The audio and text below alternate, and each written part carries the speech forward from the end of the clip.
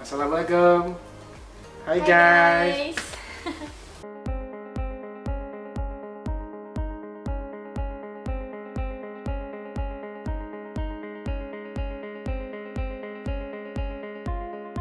Gimana Putri? Ya, jadi balik lagi sama kita berdua ya dok ya. Ada dokter Irsad, spesialis mata, dan ada saya dokter Putri yang bakal nemenin dokter Irsad buat bikin konten lagi nih dok kita ya. Nah, jadi hari ini kita mau bahas tentang masih seputar katarak ya dok ya. Masih seputar katarak. Kita nih nggak ada bosan-bosannya buat bahas katarak ya dok ya.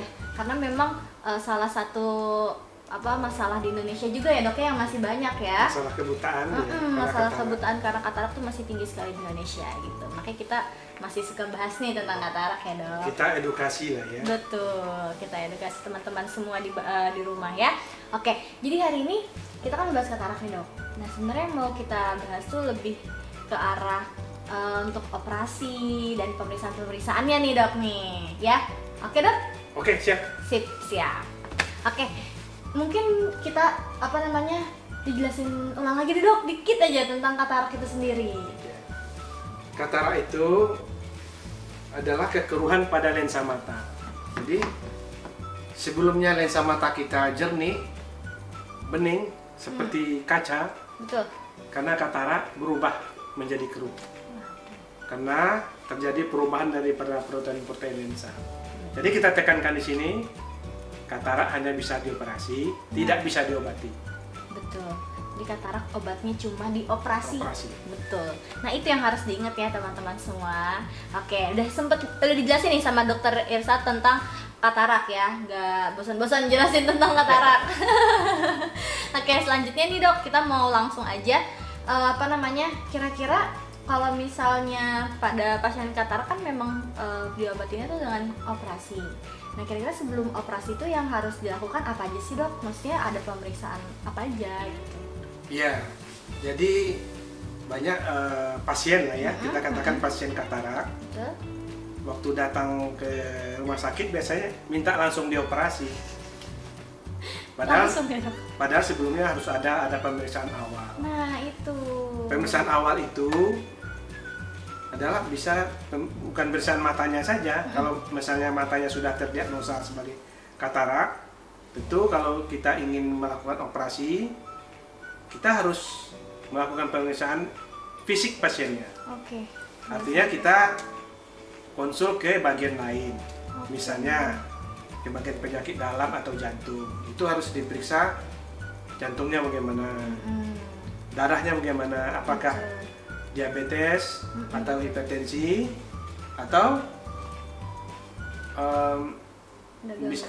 ada gangguan yang lain. Nah, kemudian itu sangat penting sekali. Ya, kemudian ada lagi itu biasa kalau mereka yang sudah menderita penyakit jantung biasanya kan mendapat obat pengencer darah biasanya. Jadi itu kita harus paham juga. Jadi sehingga untuk operasi kita tidak sudah tahu kita sebelumnya. Jadi biasanya kalau sebelum operasi 1 minggu biasanya dihentikan minum obat pengencer darahnya. Itu untuk segi pasiennya ya. Nah, itu. Kemudian pemeriksaan di bagian mata ada lagi. Setelah di bagian mata kita periksa kataraknya, bentuknya, lokasi kekeruhannya, apakah sudah total atau di belakang atau di depan. Itu dia pentingnya. Kemudian untuk melancarkan operasi itu kita coba melebarkan pupilnya. Oh, dilebarin dulu pupilnya dok ya, ya, itu biar bisa dilihat ya dok. Ya supaya nanti waktu operasi kita sudah tahu pasiennya. Ini pupilnya bisa lebar. Itu untuk memudahkan untuk operasi. Jadi pemeriksaan lain biasanya kita akan melakukan pengukuran iol mata yang kita katakan biometri A-scan. Jadi ukuran lensa pengganti itu kita ukur.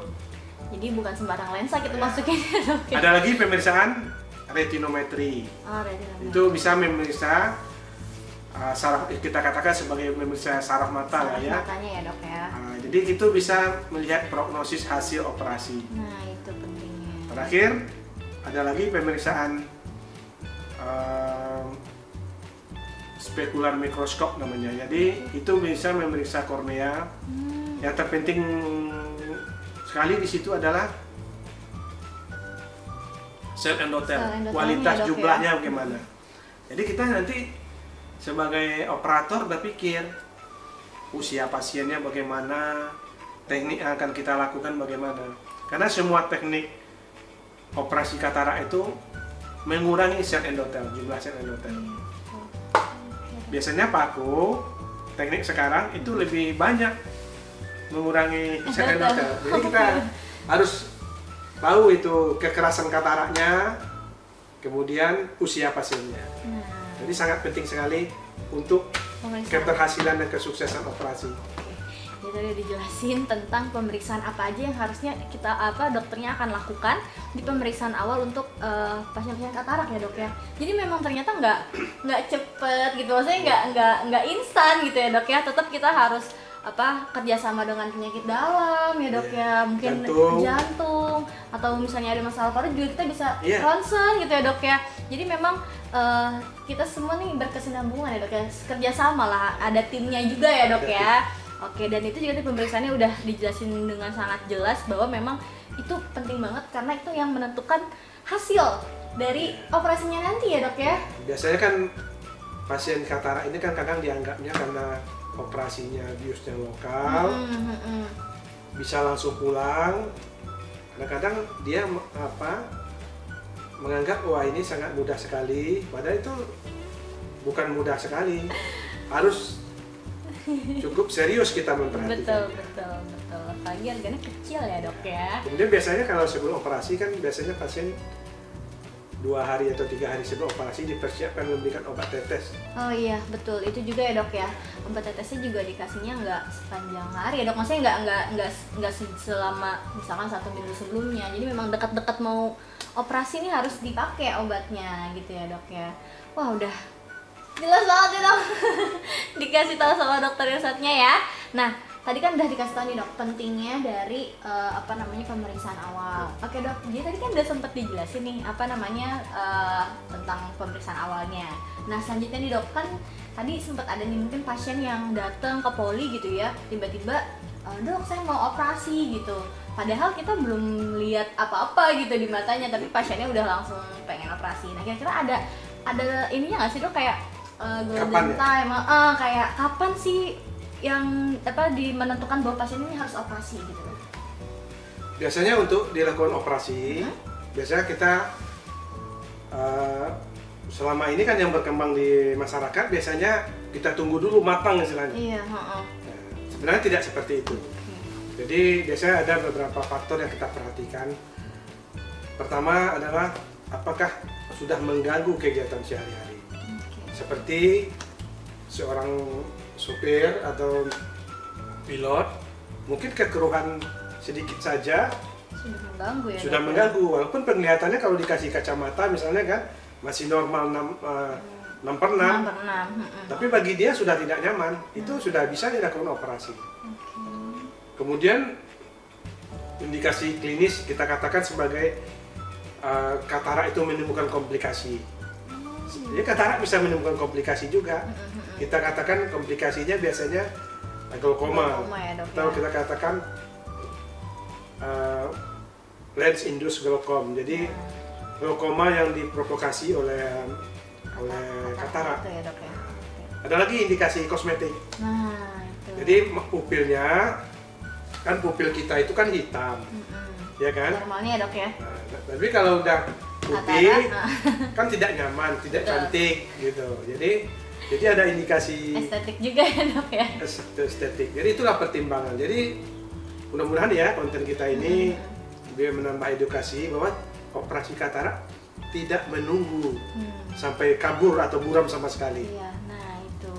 Jadi memang nggak harus nunggu sampai nggak bisa lihat apa-apa ya dok baru datang ke dokter gitu. Jadi kalau misalnya kita lebih aware gitu, lebih perhatian gitu sama mata kita sendiri atau kita lihat orang di sekitar kita kayak saudara kita atau nenek kita gitu ya, udah mulai agak buram atau kita ngeliat ada putih-putih ya dok ya, itu udah boleh periksakan ke dokter mata. Dan memang kalau sudah mau operasi kita akan usahakan untuk operasi, tapi tetap tadi pemeriksaan awal dulu ya dok ya, karena pertimbangannya tetap banyak teman-teman gitu. Di pemeriksaan awal itu sangat penting sekali. Nah itu pemeriksaan awal sangat penting.